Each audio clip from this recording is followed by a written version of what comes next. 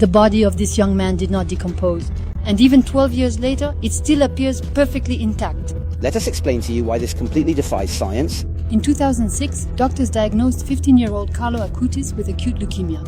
When he heard the news, he simply replied, "I offer all my suffering for the Pope and the Church." He entered eternity on October 12, 2006, with a smile, but that's not the end of the story. On June 23, 2018, when his body was exhumed, the doctors were in shock.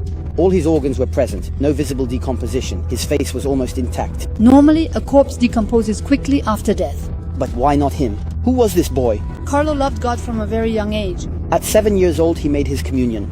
To always be united with Jesus, that is my life plan. He went to Mass every day, prayed the rosary, and helped the poor. And at 11, he created a website about Eucharistic miracles. It spread to more than 10,000 parishes. He used to say, "The Eucharist is my highway to heaven." And also, we are all born as originals, but many die as photocopies. He was supposed to be canonized in Rome on April 27, 2024, but the ceremony was postponed after the death of Pope Francis. But not for many. Carlo is already a saint of our time.